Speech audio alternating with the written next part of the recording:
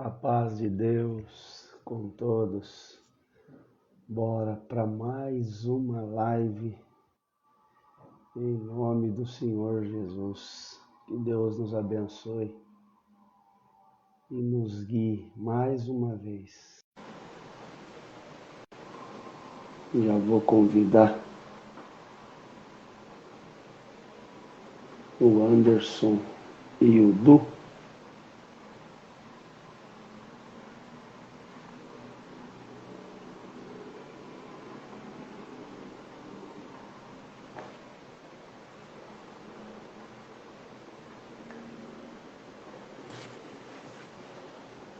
Mais uma vez, gratidão a todos que estão junto de nós, né? Em mais um domingo.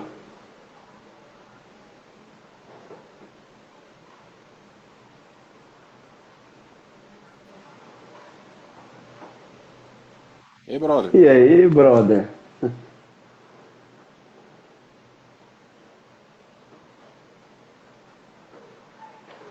Já vamos chamar o Edu? Ok.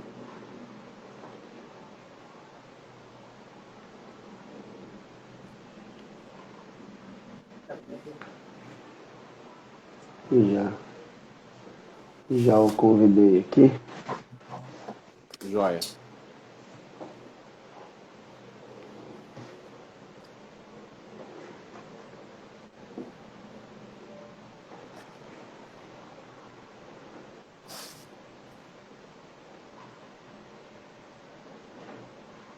Ó, o Juninho da Bahia tá aí com a gente, ó. Ô Juninho, estamos chegando, hein, mano? Estamos chegando, hein? Maio tá vindo aí, Juninho. Nós estamos pisando aí, hein? Ó, Juninho, vai receber visita aí do Jonathan, hein? Com a ajuda de Deus. Cadê o Eduardo? Tô chamando. Cadê o Eduardo, hein? Tô chamando ele aqui. Vou enviar o convite de novo.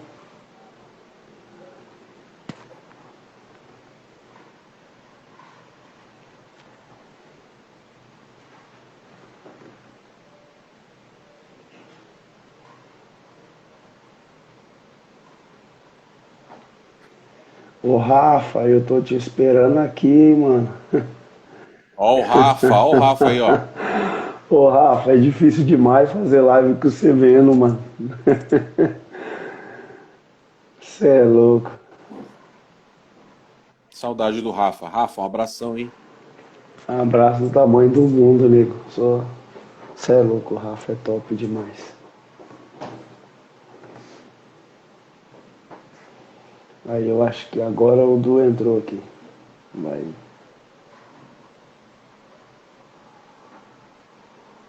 Pô, seu Instagram ficou chique, hein, Jonathan? Quem que te ajudou? Felipe? Rapaz, eu vou falar um trem pra vocês. Todo mundo que tá vendo aí tem um menino bom, mas bom. Poucos dias o cara deu uma repaginada, o trem ficou top.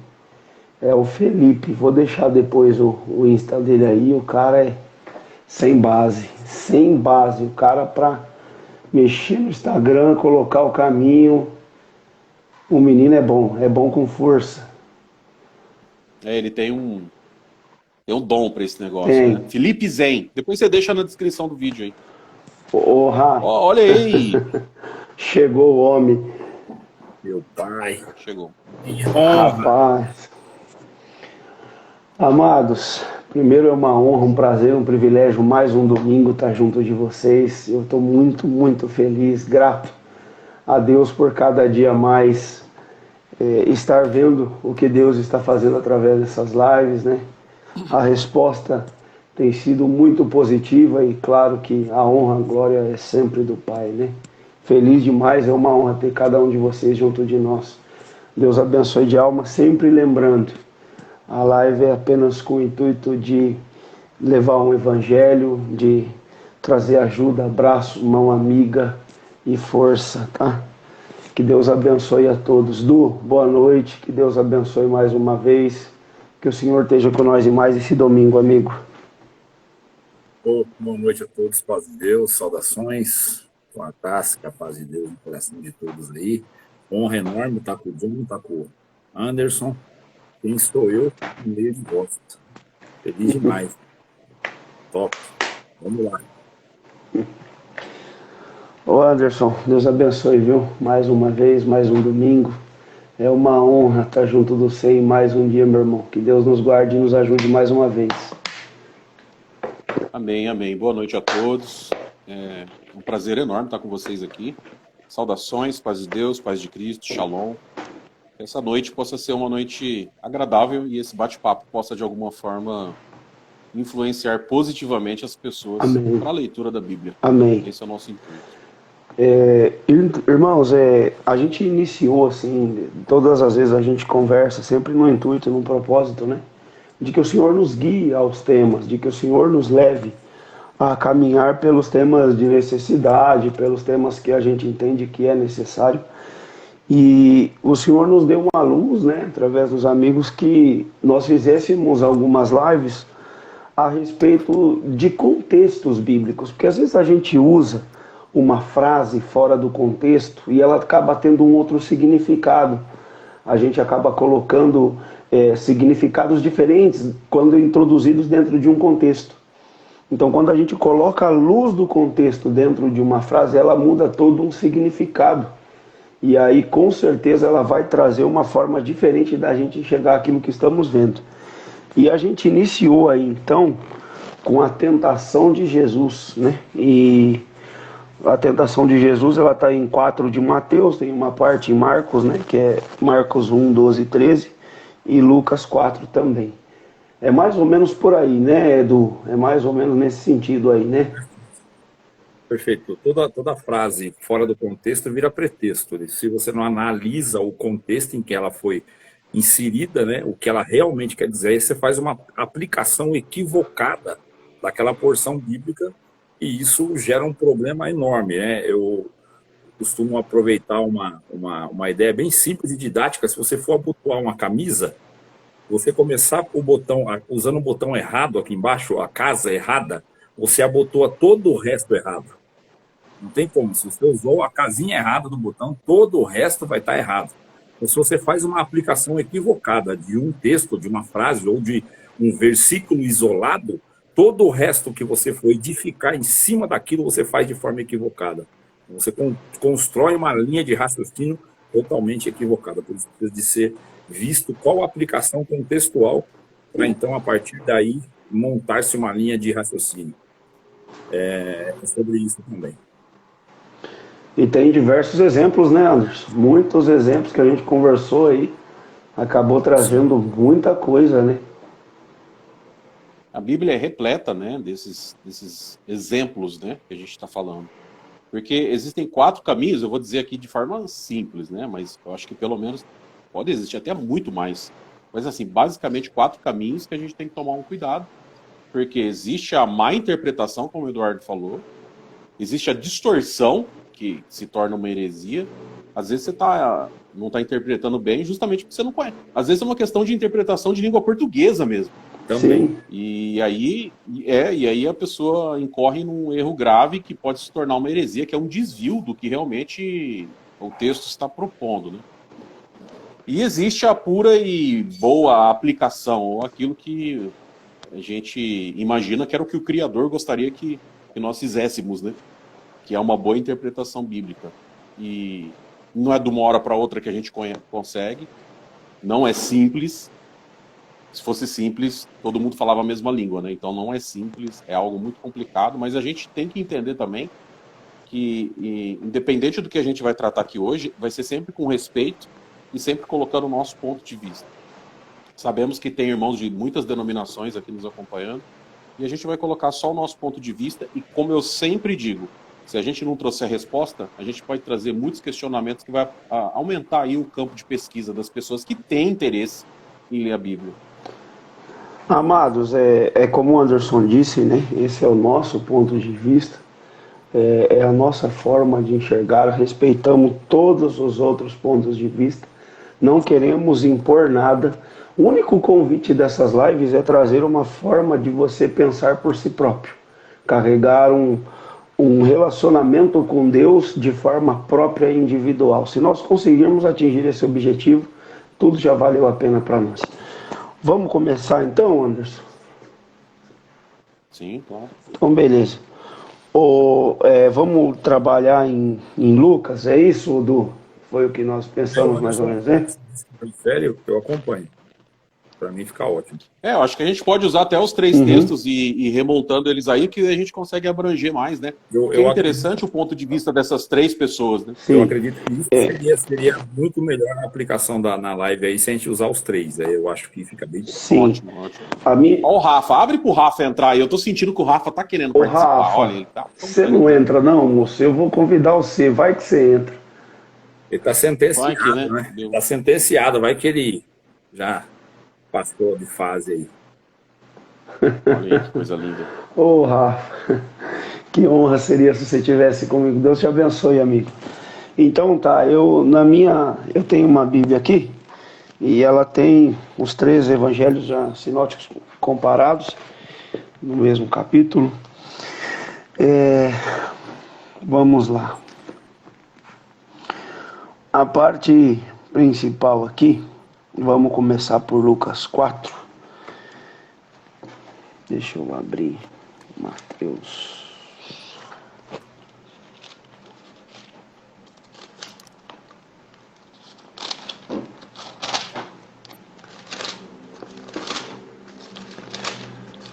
Vamos começar o primeiro verso aqui, 4 de Mateus. Então foi conduzido Jesus pelo Espírito ao deserto para ser tentado pelo diabo. E tendo jejuado 40 dias e 40 noites, depois teve fome. Só uma pergunta aqui. Ele foi tentado depois de ter jejuado ou foi durante o jejum? Que é uma coisa que em Lucas, eu acho que a gente vai ter uma noção maior disso. Eu acho que o que chama mais atenção do primeiro verso é quem que conduz ele para o deserto para ser tentado pelo diabo. E o porquê? Quem é? E o porquê? Porque aqui está espírito, e eu sei que muita gente confunde isso. Que espírito que foi levar ele para ser tentado pelo diabo? A primeira coisa que você pensa, que espírito que é? Que pega uma pessoa e leva para o diabo para ser tentado pelo próprio diabo. Então você fica com dúvida, né? E a gente tem que notar que o Espírito está com letra maiúscula. Esse aqui é o Espírito Santo. É o próprio Espírito Santo que conduz Jesus pro deserto para ser tentado pelo diabo. Eu acho que é a primeira coisa que a gente já começa a ir cavucando e começar a entender um pouco mais sobre, né? Essa é a ação do próprio Espírito Santo. Interessante, o Espírito Santo pode tentar alguém, Eduardo? Essa é a pergunta, né? Ele não pode tentar ninguém, por ninguém é tentado. Porém, Cristo, ele é um cabeça de raça, como Adão é um cabeça de raça. Adão falhou na mesma tentação. Adão foi tentado da mesma forma e falhou no paraíso. Então, Cristo, quando inicia o seu ministério, já que ele é o segundo Adão, vamos lá em Hebreus, né? Ele é o segundo Adão. Então, como ele é o segundo Adão, o Espírito o impele a passar pelo mesmo teste, só que em um ambiente muito mais hostil, muito mais adverso. Você pode ver que tem algumas citações lá em Marcos que fala que ele estava rodeado de feras, né? Você vai ver em Marcos. Então, ele passou no teste, ele foi colocado a teste, onde Adão falhou, Cristo teve sucesso. Só que Adão falhou no paraíso. E Cristo teve sucesso no deserto, que é muito mais... E sem fome, né? E Adão estava sem fome, né? Ele tinha tudo que ele precisava. Tinha tudo, né? Tinha tudo para ele, né? Paraíso, eu sempre digo para os irmãos, não tinha um mosquito, uma muriçoca picando ele lá, porque se tivesse, não era paraíso, irmão. Então, o paraíso é o sinônimo de que nada incomoda e tudo é confortável e favorável, né? Isso, pelo menos, é a ideia de valor. Ele estava num ambiente desse, com tudo, não tinha fome de nada e falhou. O primeiro Adão falhou. Mas o segundo Adão aí teve sucesso, resistiu no deserto, hostilizado, 40 dias com fome. E olha, né, Anderson, John, considerar o ambiente. O ambiente por si só, quem já foi no deserto, eu nunca fui, mas você vê relatos de pessoas que ficaram, principalmente naquele deserto próximo ao Jordão, que é um deserto próximo ao Jordão, é de uma areia fina e vermelha. E quem ficou lá ficou alguns dias, impregna aquilo, tanto que você vai tomar um banho, não para de descer água vermelha na tua cabeça, né? Você vê, e um calor exacerbado de dia e temperaturas muito baixas de noite, sem conforto algum, né? E Cristo não tinha uma carne melhor do que a nossa. A carne dele só a única coisa que ele não nasceu de homem. Mas se ele desse uma topada aí numa quina, o dedão doía. Se ele tivesse dor de cabeça, ele cansava, ele chorava, ele tinha medo. A natureza era totalmente humana. E ali no deserto, o Espírito levou ele vencer aonde Adão falhou. Porque se ele falha no deserto, Anderson, nós não tinha esse conserto. Se ele falha ali, que é o início do seu ministério, não tinha nada do que nós vivemos hoje. Por ele ter vencido é que nós temos o que temos hoje. Muito bom. Muito bom. Rapaz, e aí, entendendo já que no encontro, né, do Senhor com o adversário no deserto, rapaz, o tentador já iniciou com ele uma conversa muito forte ali, já começou a indagá-lo de algumas coisas. E aí, nesse ponto que a gente quer falar sobre a live, usando a palavra, né? Porque a palavra de Deus na boca do diabo não é a palavra de Deus, é a palavra do diabo. Então, nessa conversa, ele disse de forma muito forte: e chegando-se a ele, o tentador disse: se tu és o filho de Deus, mande que estas pedras se tornem em pães.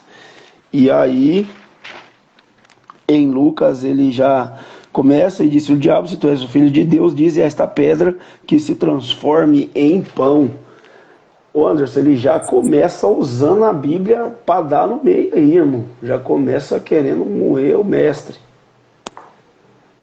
E é interessante o texto de Lucas, no verso 2, que ele diz assim, ó, por 40 dias foi tentado. Então a gente pensa que foi um dia só, sei lá, 20 minutos de conversa, né, 40 minutos. Porque se a gente pegar o texto de Mateus, dá quanto tempo de conversa? Né? Dá quanto tempo de conversa?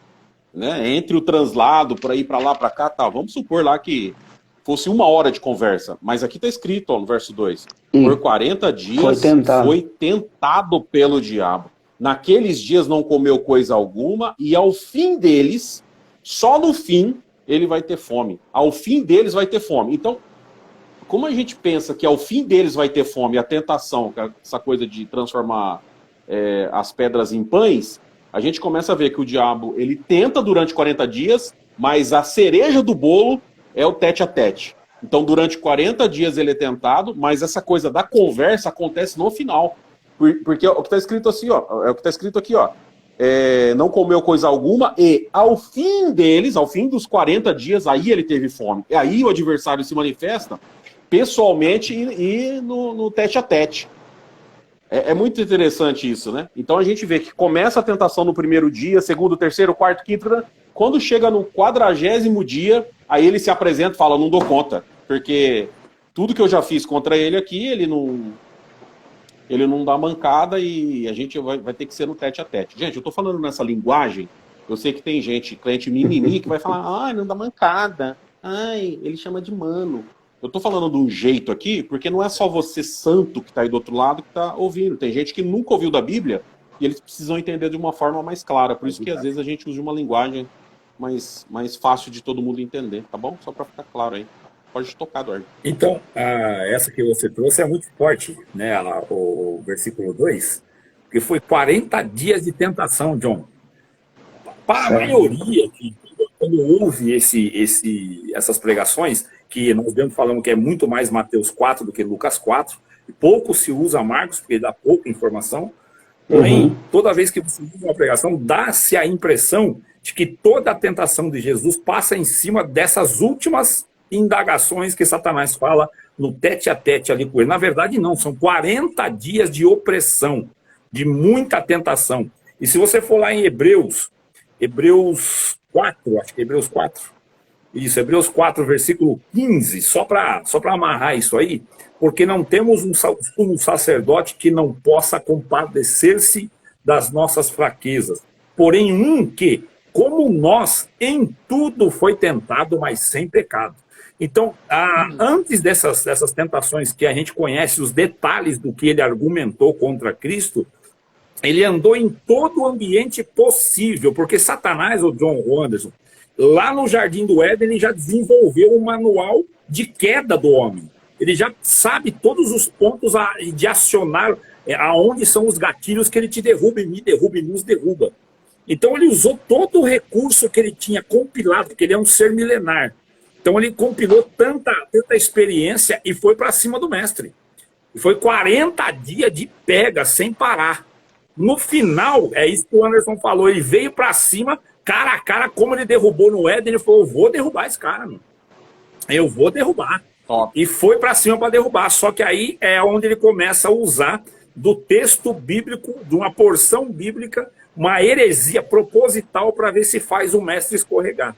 Mas até então, você imagina, esses 40 dias de guerra, de embate, nós não temos ideia, porque o livro não nos dá informação do que, em quais campos e terrenos, mas dá para considerar, né, Anderson, com Hebreus 4, versículo 15, e em tudo ele foi tentado, em tudo. Tudo que é possível um homem ser tentado, Cristo foi, mas sem pecado. Não tem pecado nele. E tem uma coisa interessante, né, Eduardo? Lá em Marcos tem um detalhe muito importante no capítulo 1, verso 13, onde esteve por 40 dias e foi tentado por Satanás. Vivia entre as feras. Nossa, isso. É muito interessante esse ponto, né? Exatamente. Vou pegar aqui. Entre as feras, que feras? Feras do deserto? Feras espirituais? Também. Porque olha o contraponto. E os anjos o serviam. Então, que feras, né? Que feras. A gente sabe que de alguma forma ele foi tentado, sim. A coisa não foi feia, não foi simples durante os 40 dias, não. Foi muito complicado. Então, dá para pensar muita coisa o que ele passou nesses 40 dias. Ô, Anderson, aqui eu queria só entender se havia uma indagação, porque aqui também não tem um ponto de interrogação, e ele disse, se tu és o Filho de Deus, diz a esta pedra que se transforma em pão. Havia alguma dúvida ali nele, se ele era de fato o Filho de Deus? Eu tenho certeza que não. Eu tenho certeza que não tinha dúvida. Essa indagação, na verdade, é no sentido de, já que você é o filho do prefeito aí, né? Vamos dar um exemplo, já que você é o filho do prefeito, faz alguma obra aqui no meu bairro, né? Então foi no sentido mais de provocação, isso. De provocação, pegando uma necessidade básica, porque até agora ele não usou Bíblia, ele usou uma necessidade do ser humano, que é a falta de comida. Então, se você é filho de Deus, transforma as pedras em pão, porque para você é muito simples isso. Né? Por que um filho de Deus iria passar fome? Por que um filho de Deus tem que passar guerra? Não faz sentido. Olha o que o adversário está fazendo. Sim. Não faz sentido você passar guerra, você passar luta, você está enfermo. Você é filho de Deus, por que você está passando por isso?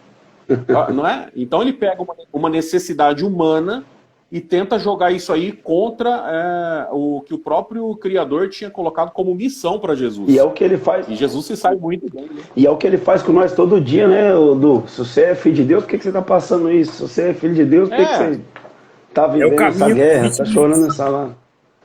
É o caminho da vitimização, né? Eu sempre dou aquele exemplo de Silas e Paulo em contraponto com a igreja hoje atual, né?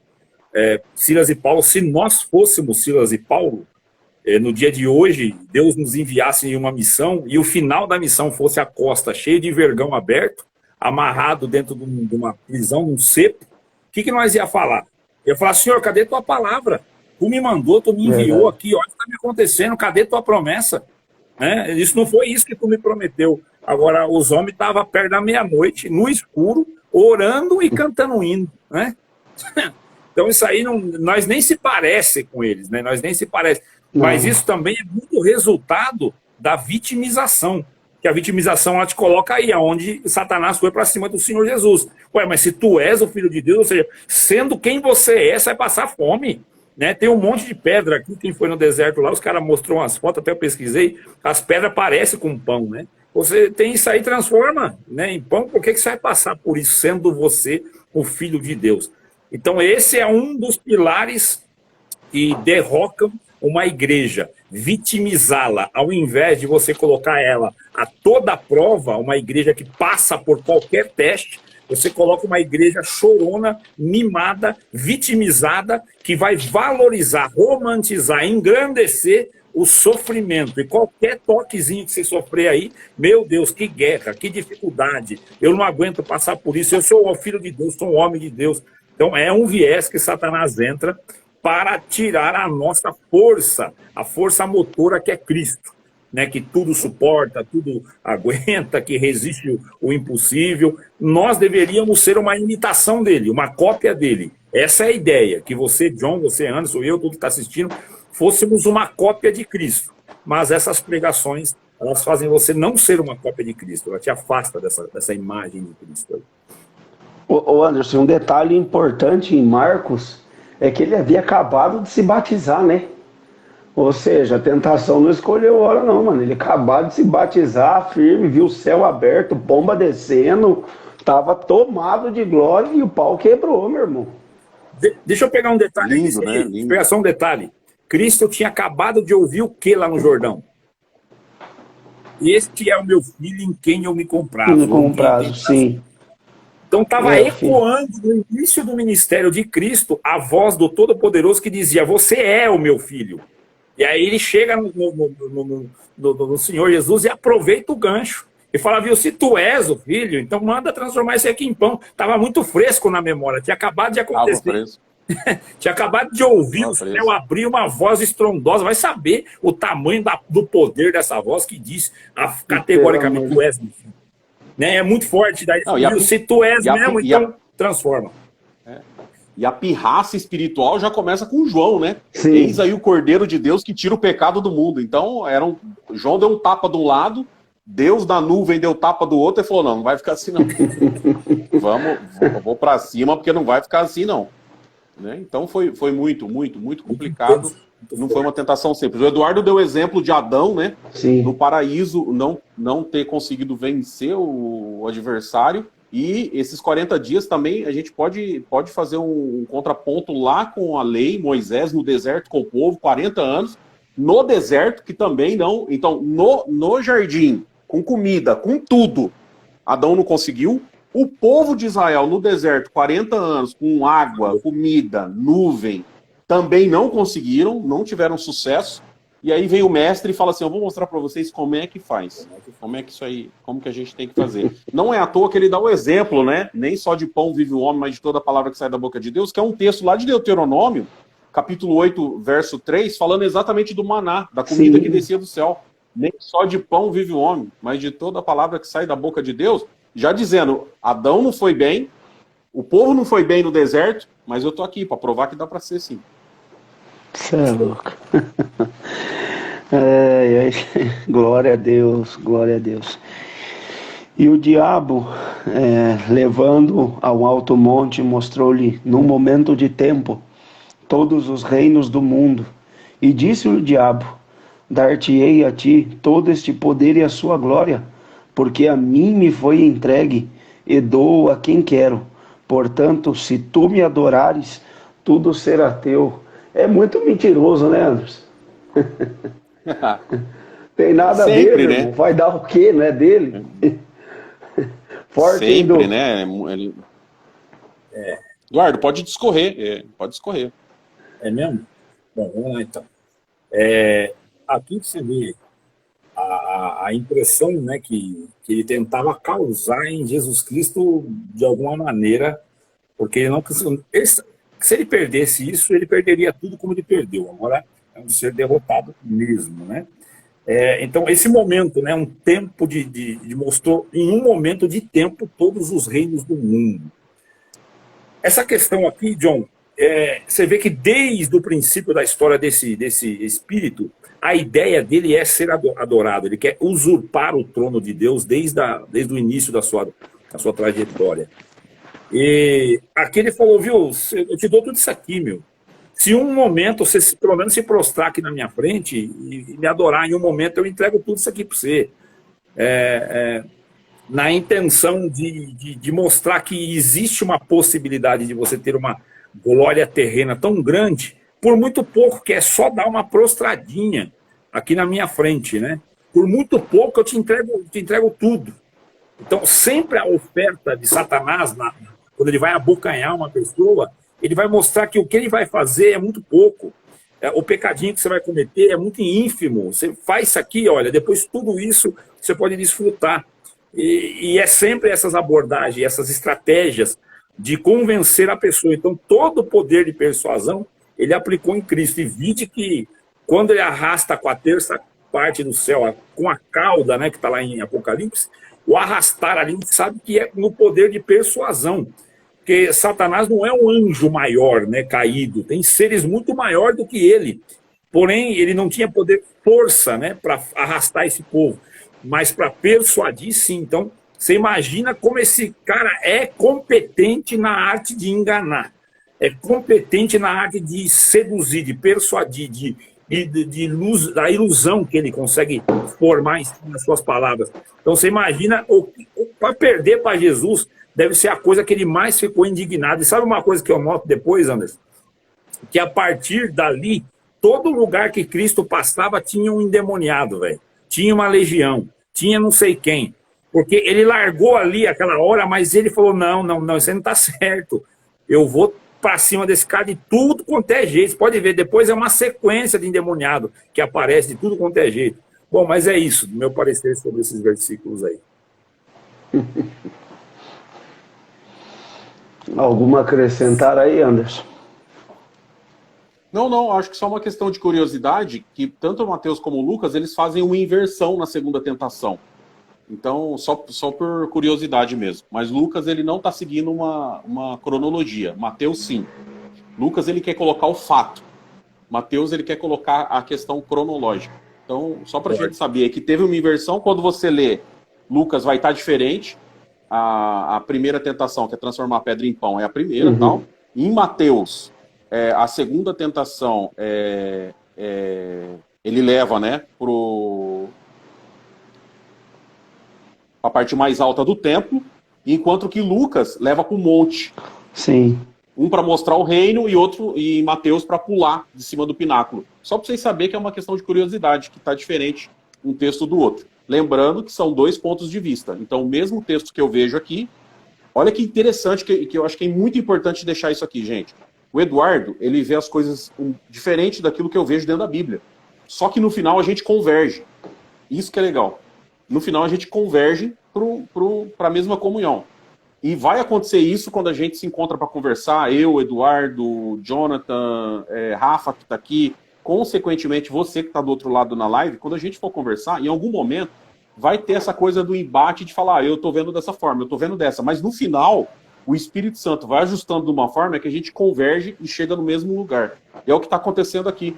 Mateus, ele vai por um caminho, Lucas vai para o outro, mas quando você pega os dois, é o mesmo assunto. Está falando da mesma coisa, só mudou um pouco da ordem. É só para deixar isso muito claro, que as pessoas às vezes arrumam uma confusão com pessoas que são de outras igrejas. Eu sou da Adventista, eu estou brigando com o camarada que é da Assembleia de Deus. Da Assembleia de Deus eu não converso com aquele que é da Batista. Sendo que no final das contas, gente, a ideia é que a gente vá para o mesmo lugar. Essa é a grande ideia. Ô Anderson, só uma pergunta aqui, o Joel, grande amigo também, tá junto de nós na live. Cristo já sabia que ele ia passar por aquilo no deserto? Ele estava preparado? Ele já tinha ideia do que ele ia passar ali? Rapaz, a Bíblia deixa muito claro isso, né? Lá em João, ele diz isso várias vezes. Tudo que eu aprendi do meu pai. Tudo que eu estou passando para vocês aqui, eu aprendi com o meu pai.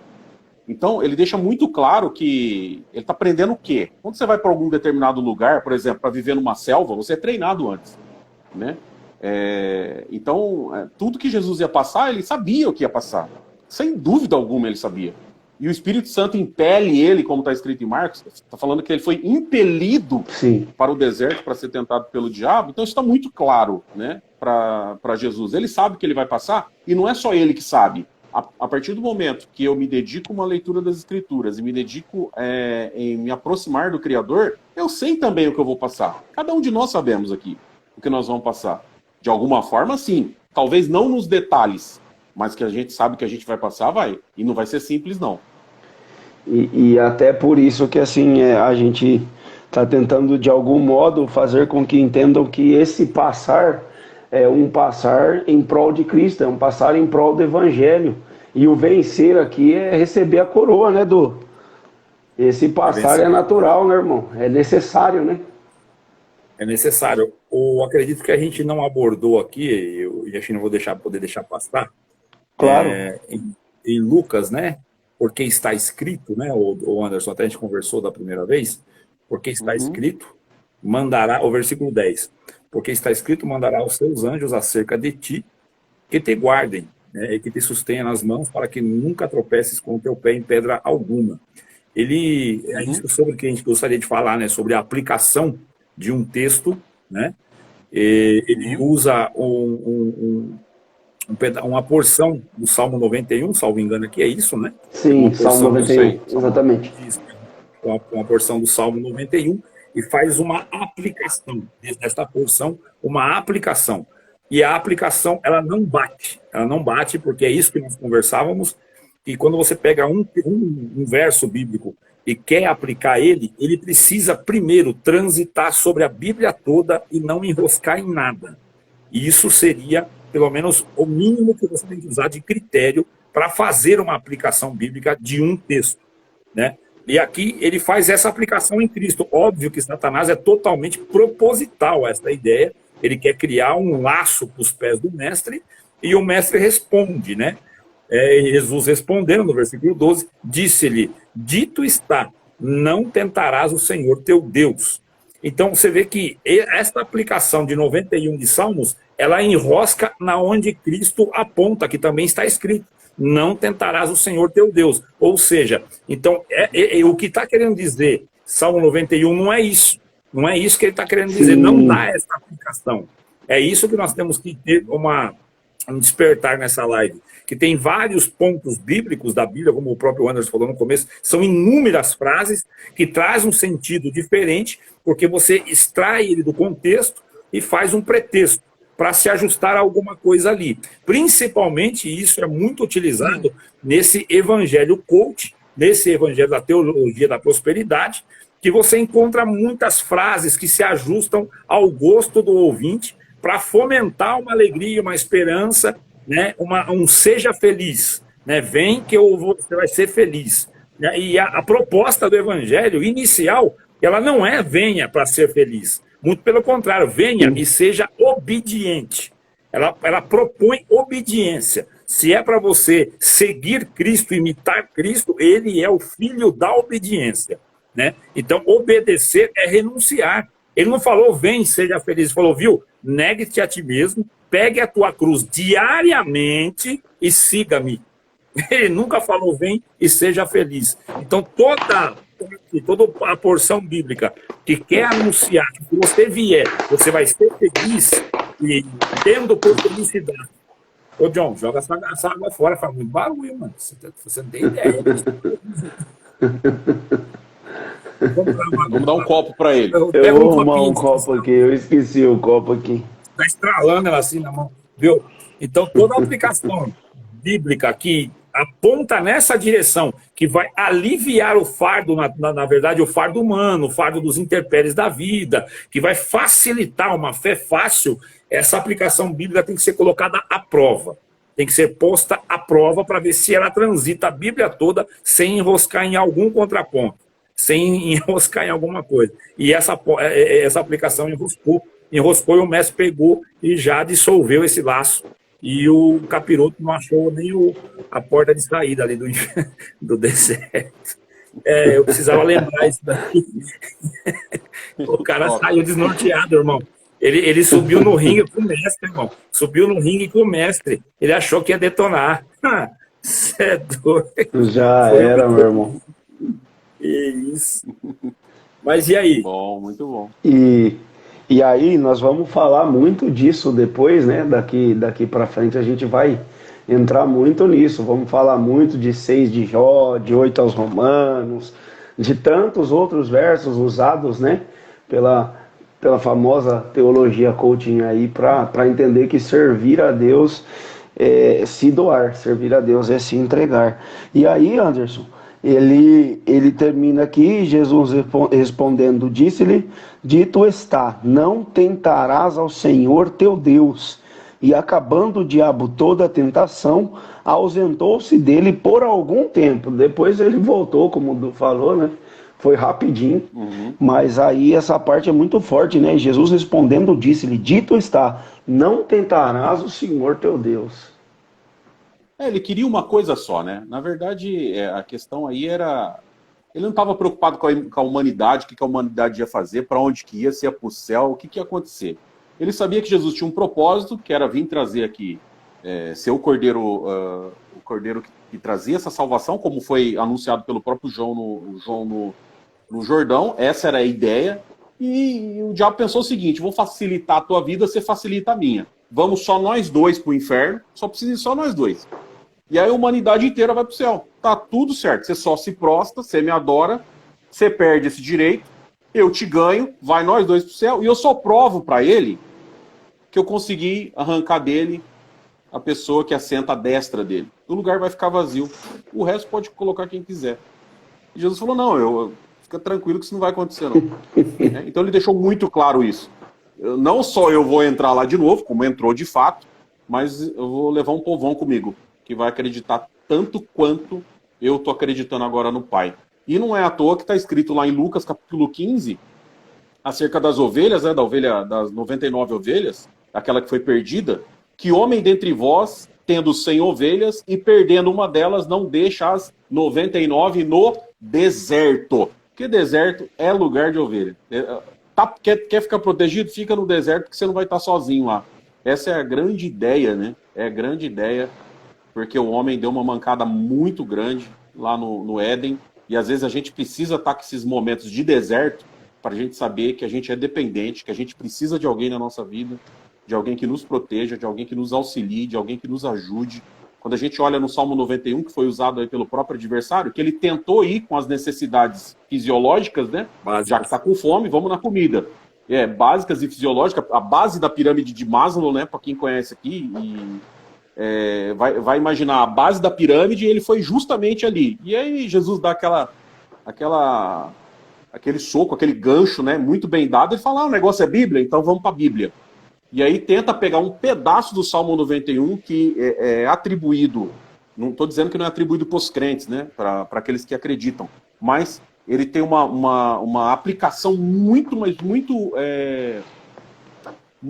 sólida para o Senhor Jesus, né? Aquele que habita no esconderijo do Altíssimo, a sombra do Onipotente descansará. Direi, Senhor é meu Deus, meu refúgio, a minha fortaleza, nele confiarei. E aí quando chega lá, 1000 cairão ao teu lado, 10.000 à tua direita, e tu não será atingido. Por quê, né? Por que Jesus não era atingido?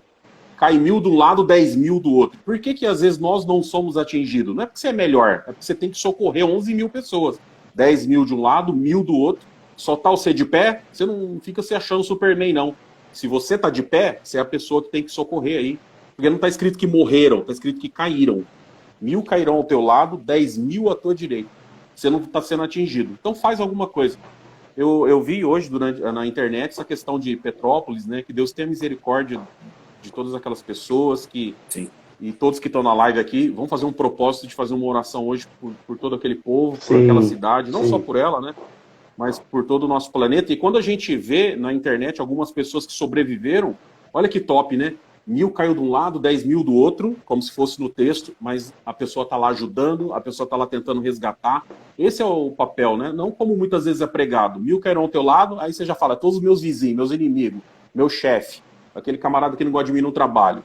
E 10.000 à tua direita, isso aí deve ser meus parentes que não gostam de mim, né? E só eu fiquei de pé. Não é bem assim. Então pegar essa aplicação e trazer para o que realmente é, né? Para o que realmente é. A gente tem uma chance muito grande de ajudar pessoas. Jesus, ele não caiu e ele nos ajuda. Essa é a ideia. Forte. Não, e aí ele, aqui no Evangelho de Lucas, ele termina, né?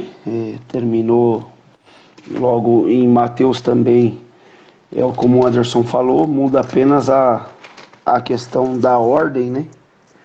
E disse, tudo isso te darei, se prostrados me adorarem. Mas a questão da tentação de Jesus, eu acho que nós nós terminamos por aqui. Já falamos a respeito de Marcos, de Lucas e também de Mateus. Odu, Oi. e rapaz, mas é muito forte, né, irmão? Saber que o mestre entrou nesse ringue mesmo sendo mestre, né, irmão? E você vê E que às tem um vezes, propósito. O propósito era realmente derrotar a mesma tentação. Você vê, por um, Adão entrou a morte, que é onde ele falhou nessas tentações que Satanás aplicou lá no jardim. E aqui Cristo foi impelido pelo Espírito, que é o Espírito Santo, está ali, como o Anderson falou, em caixa alta, para o deserto. Por quê? Ele iniciou o seu ministério, para que aquele ministério fosse validado, realmente acontecesse o que aconteceu, ele teria que vencer aonde o primeiro Adão foi derrotado. Então ele subiu mesmo para o ringue intencionalmente, o Espírito o impeliu, propositadamente esse caminho. Ele foi para lá para vencer aonde Adão falhou. Anderson, você está com alguma coisa aí? Pode falar, meu irmão. Não, lá em Lucas, né, tá dizendo, o último verso diz o seguinte: tendo o diabo acabado toda a tentação, o deixou até o momento oportuno. Lucas 4, verso 13, até o momento oportuno para ele, né? Oportuno para ele, o momento que chegaria o momento dele tentar fazer alguma coisa contra o mestre. E isso não é que você passou por uma tentação agora que você está livre de todas da tua vida. Vão vir outras, né? Enquanto respirar. O adversário, enquanto você respirar, você sempre vai estar passando por isso. Vai estar sempre no ringue, como foi colocado aí pelos irmãos. Você vai estar no ringue.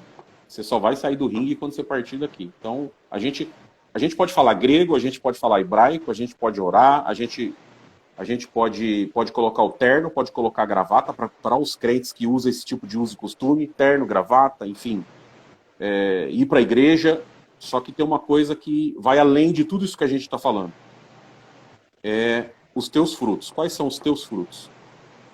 Quais são? Porque a gente vê os frutos de Jesus aqui. Saiu, acabou a tentação? Acabou. Quais foram os frutos? Qual foi a grande lição da tentação de Jesus?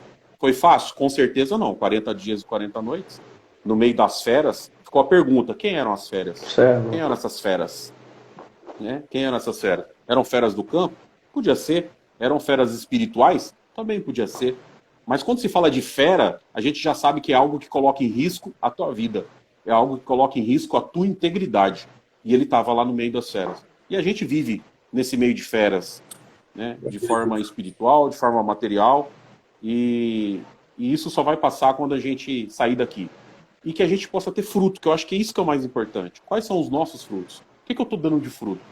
Porque se chegar uma pessoa e diz assim para você: eu não acredito na Bíblia, ela tem todo o direito de dizer isso.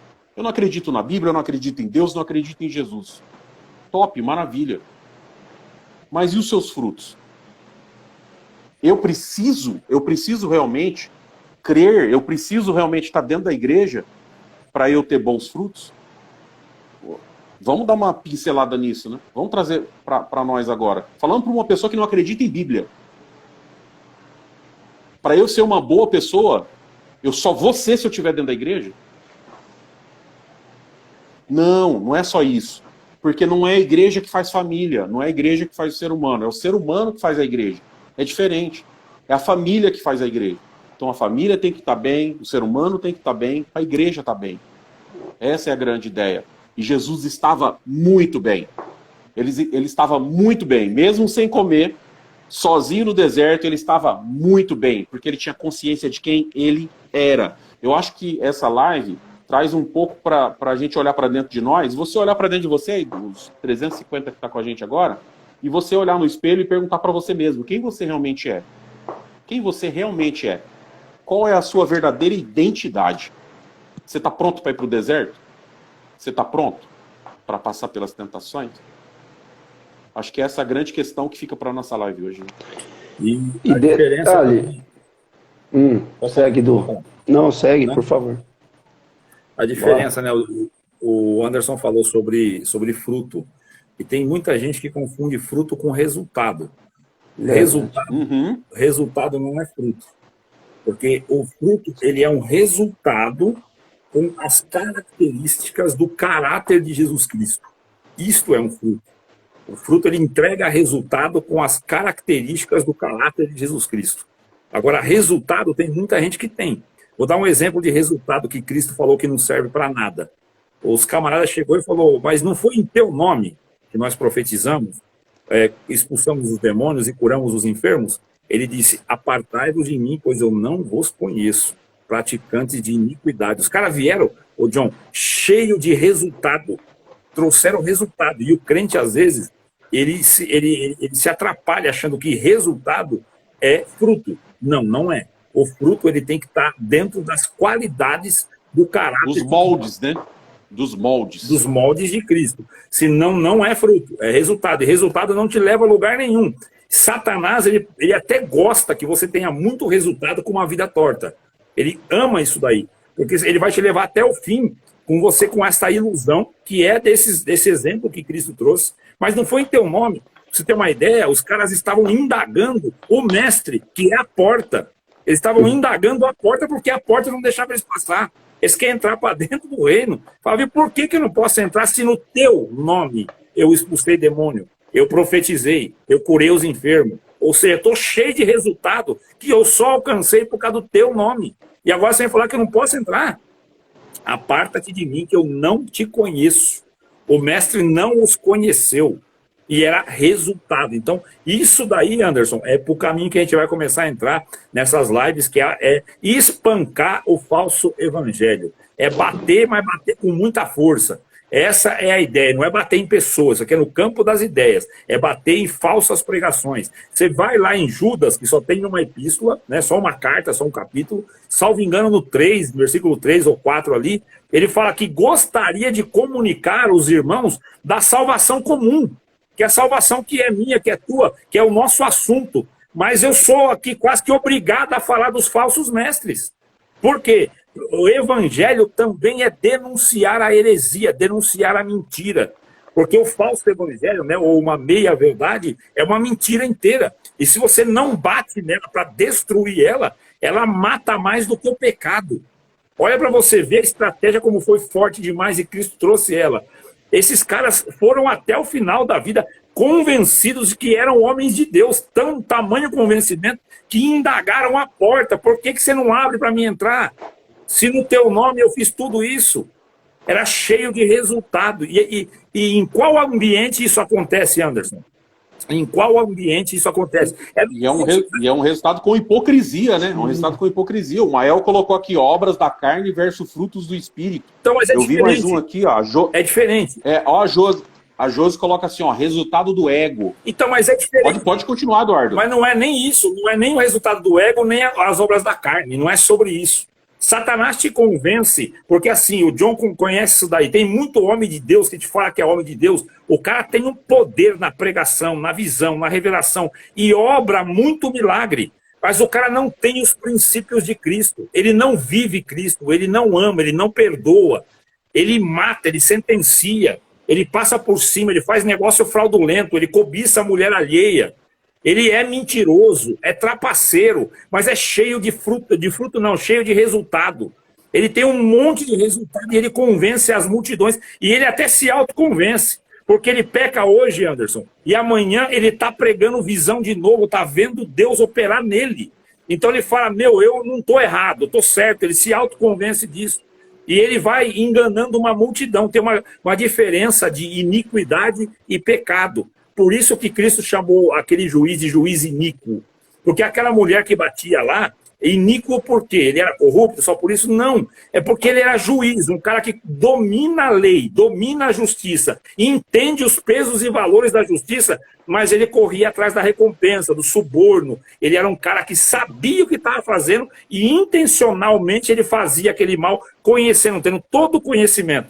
Isso é a mesma coisa dos homens e mulheres que conhecem a Bíblia, conhecem a Escritura, mas em nome de se autofavorecer, continua manipulando esse, manipulando aquele, pregando um falso evangelho para encher a igreja, em outras denominações para virar em resultado financeiro. Então, taca a libença. No nosso meio, é muito para encher a igreja, para fazer o povo gostar, ferver, para ele ser aplaudido, aclamado, e também vira resultado financeiro. Não tem oferta para o pregador, mas abre porta para ele vender colchão magnético, abre porta para ele abrir uma empresa, abre porta para um monte de coisa. Então vai abrindo os caminhos para ele, mas ele precisa abençoar, ele precisa prosperar, ele não pode pregar doutrina, não pode pregar o evangelho verdadeiro, ele precisa sabendo, tendo conhecimento, mas ele precisa se saciar. Então o iníquo é aquele que sabe o mal que está fazendo e ainda continua a fazer.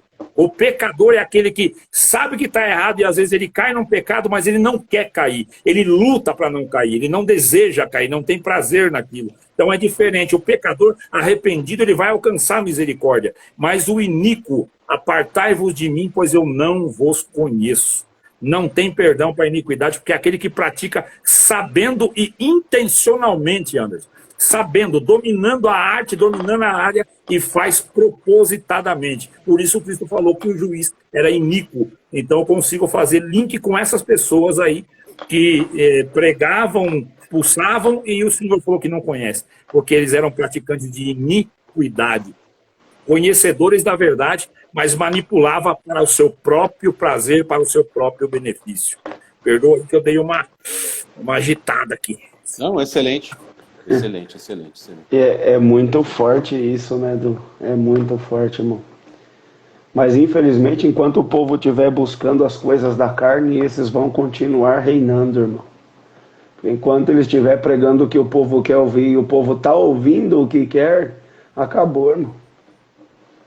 Tem uma parte de Isaías, salvo engano, o Anderson sempre tem uma memória muito boa, eu sou muito ruim de memória, mas salvo engano é em Isaías, que parece que fala, não nos pregue, né? Não pregue, não nos pregue retidão, não nos pregue Deus, um negócio assim, mas e sim nos profetize o que é aprazível.